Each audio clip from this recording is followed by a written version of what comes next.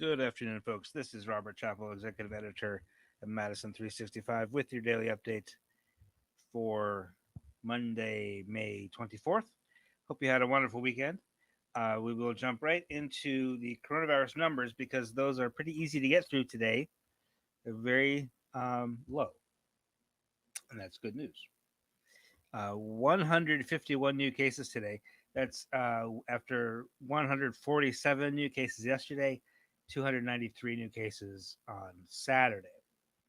Um, so that's you know testing is a little bit low also, but the the daily the sort of the day to day percentage of positive new new results that are positive is lower than it has been. Only 6.5% today for the day reporting. And the more important number, which is the 7-day positive test rate, has fallen again. It was last time I talked to you on Friday, it was 2.6% of all cases in the past 7 days were positive. Today is 2.5. So it's not exactly steeply dropping. It's going down by about a tenth of a point every few days. So we had 2.7 on Thursday, 2.6 on Friday, and it stayed at 2.6 through yesterday. Today it's 2.5. All, all all that means is it is below 3.0, which is where we want it. Which means we're doing enough testing, and we're catching enough cases that we can do the contact tracing and the isolation on all of that with those positive cases. So that's the really good news today. Other couple other highlights today. Only one fatality reported today. Only three over the whole weekend. So that brings our daily um, average of fatalities reported down to five. That at one point was over 60 in the fall. So that's nice to see that we haven't really, even though we had a slight increase in cases earlier this spring, like in through April, that has not translated into a significant increase in fatality, which is great. I worried that it would, but I think part of as we got older people vaccinated, when we did see an increase in cases in April, it was in younger people who were just less likely to die from it, right? So I'm not saying that's a good thing that younger people were getting sick, because even younger people can have significant long-term effects from COVID, but those folks in their 30s and 40s are just less likely to get to the point of death from coronavirus. Now, the other issue is vaccines, and vaccines are slowing down continually. It's actually a little bit better than I thought it would be today. We're still over 22,000 doses of vaccine given per day over the past 7 days. Yesterday it was only like 2,200, but over the past 7 days, the average is 22,000, which is about where it was toward the end of last week. So that drop off in vaccines isn't quite as dramatic as it had been, but we got a long way to go to get the herd immunity. And I thought when people started saying a couple weeks ago that we're just never going to get to herd immunity, I thought they were being overly pessimistic. But the way I watched this drop off, it does seem likely that coronavirus, COVID-19, is just going to be a thing that we live with, along with flu and colds and chickenpox and all that stuff.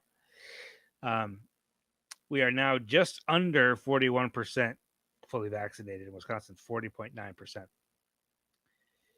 46.8% have gotten at least one shot. Now, Wisconsin, out of the gate, in January, February, was one of the best, was leading the nation in vaccine distribution. Now we are well behind. And I'm not sure exactly what to attribute that to. 60% nation on a nationwide basis, 60% of people have gotten at least one shot, and just under half are fully vaccinated. And we're kind of like stuck in the sort of the mid 40s in both of those and the one shot, and low 40s on the fully vaccinated. I think a lot has to do with complacency, hesitancy, politicization of vaccine. Wisconsin's a rather polarized state, um, and I think you know as the spread numbers have gotten better, it just doesn't seem like that big a deal to get vaccinated anymore, right? Because everything's good now. It's all better, and we're releasing all of our restrictions on June 2nd or June 1st in Milwaukee, June 2nd in Madison. Everything's fine. We don't you don't really have to get vaccinated, but you still do, right? We all need to get the vaccine to really put this thing away, rather than have it linger. Like we can have this thing linger in our lives, or we can get rid of it, and it's up to us. And a lot of us are choosing not to do that step that would really get rid of it. So I would encourage you, find a vaccine shot. They're free. They're not that hard to get for most people. There are a significant number of people for whom there are barriers, right? But if you don't have those barriers, get your shot so that those other people with barriers don't have to worry about it so much. That's your contribution to help other people, is to get yourself vaccinated. All right, that's my pontification on vaccines. We have lots of other news to get to. We've got an update on the case of Jimmy Joshua, who is, as you remember, is the man who was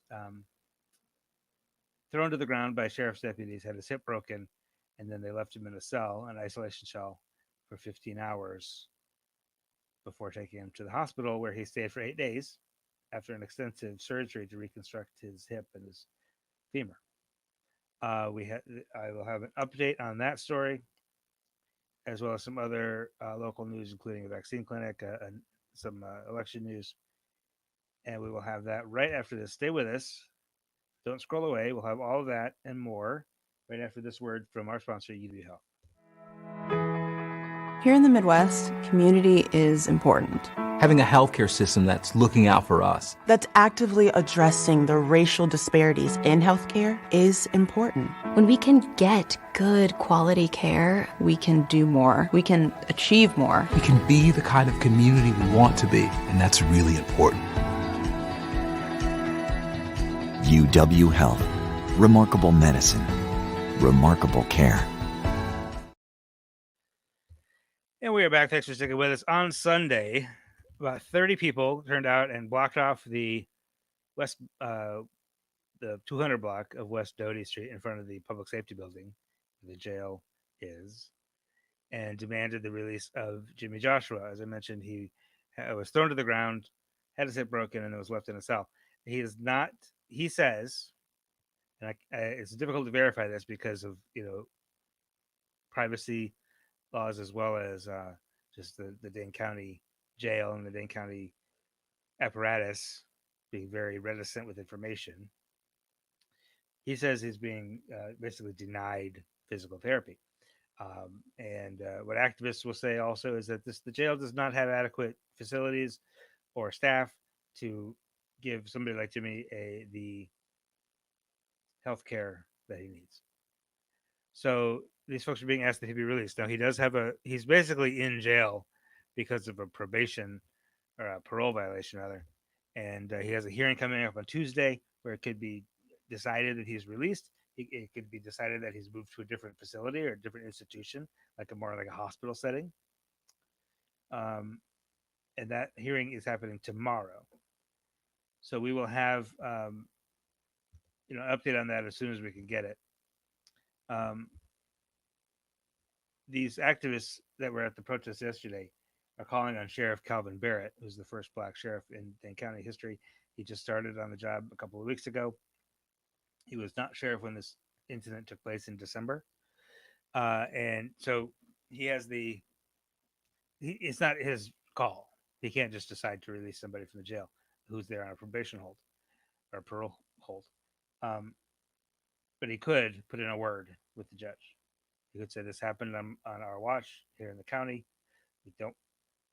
We don't have the adequate facilities to take care of this guy. Let him out so he could get here. Like they wouldn't have to necessarily listen to the sheriff, but the sheriff could put that word in. I also am aware that he has filed a $2.5 million lawsuit. He filed that on his own, um, and then but then he got an attorney who apparently saw our coverage of this, and this attorney agreed to take the case. So they've dismissed the original case. They're filing a new case with proper attorney representation. That'll be happening in the next couple of weeks. But that because there's a federal lawsuit, that gives the sheriff an opportunity to say I can't comment on a case that's pending litigation. So when I asked him, would you put in a word for Jimmy? Would you put in a word to have him released? He just puts his hands up and says I can't talk about it. So we'll see. We'll see what happens. Um, oh, Allison, this is Allison is Jimmy's fiance who I saw yesterday, and his PO is still pushing for revocation. We'll see.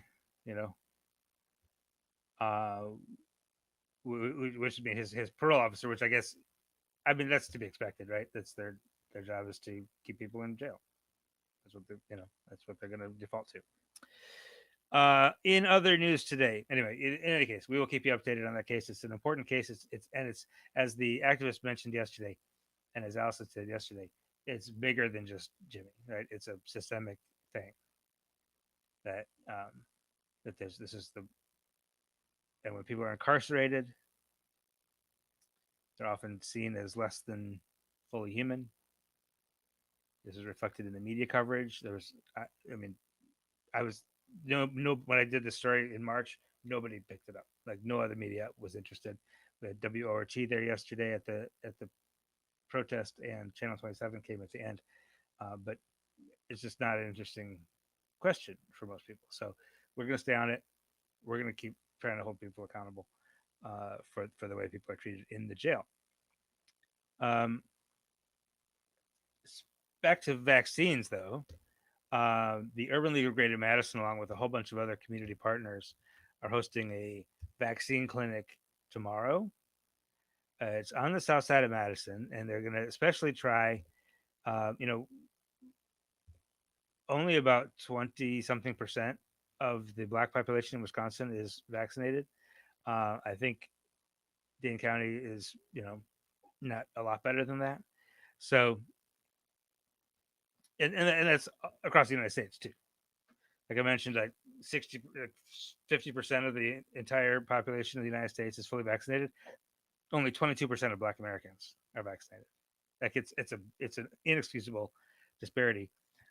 So the Urban League, SSM Health, NAACP, Mount Zion Baptist Church, Fountain of Life, Wisconsin Faith Voices for Justice, Worker Justice Wisconsin, all teaming up on this. This will be tomorrow from 2 to 7 p.m. Down at the Urban League on Madison's South Side, especially trying to get Black folks and just the people who live in that neighborhood. You got to bring it to the people, right? You can't expect somebody to drive to the Alliant Energy Center if they can't get there. You know what I mean? So walk over to the Urban League, get your first shot. It's the Pfizer that they've got. So that's going to be again tomorrow, 2 to 7. Stop by and get your Pfizer.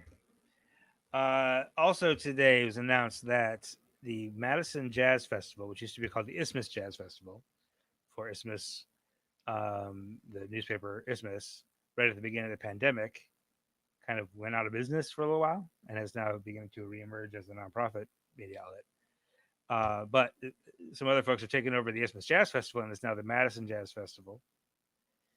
And Nate Smith and plus Kinfolk are going to be one of the featured artists. Nate Smith is one of the most influential and popular jazz drummers working today. So it's kind of a coup, frankly, to get a name of that stature in here for the Madison Jazz Festival, which is coming up on it's a 10-day celebration, June 11th to the 20th. It's coming up very soon.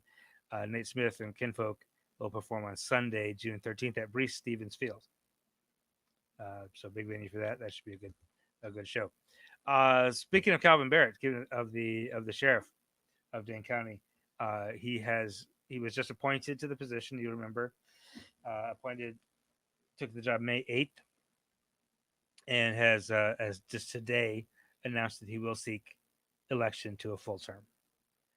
It's an elected position. It's a partisan election, so he'll run as a Democrat. If there are any other Democrats running, there will be a partisan primary in late summer of next year, and then the general election is in November, which will be the same election cycle as the governor's election. So that'll start to heat up here pretty soon. But Calvin Barrett, in his announcement, he announced the endorsement of Sheila Stubbs, State Representative Sheila Stubbs from the south side of Madison, and the former sheriff, rather, Dave Mahoney, his predecessor, and also Barry Alvarez, the UW athletic director, who was a football coach when Calvin played linebacker for the Badgers. So a variety of endorsements for Calvin Barrett as he begins his campaign for a full term as Dane County Sheriff. One last thing I'll mention, Black Oxygen today. Yana Williams is the guest. She came to Madison to get a graduate degree in dairy science, which is a field in which Black women are woefully underrepresented, right? She has finished that degree, but she's also, while she's been here, she's gotten involved in the community much beyond that. And she is a founder of a nonprofit organization called Dear Diary Madison, and just has a bunch of other stuff going on. So it's a very interesting and good and inspirational conversation, as Black Oxygen always is. So wherever you get your podcasts, you can go to madison365.org/Black Oxygen to see all the episodes, or wherever you get podcasts, Apple Podcasts, Stitcher, Spotify, whatever. Just search Black Oxygen and you'll find it there. All right, that is what I have for you today. I appreciate your sticking with me today. It's a beautiful day. Hope you can get out and enjoy it. I will be back tomorrow. We'll have the It's Only 10 Minutes podcast in the morning. I will be back tomorrow, 4 o'clock, with the daily update. Until then, take care. We'll see you soon. This is 365 Media.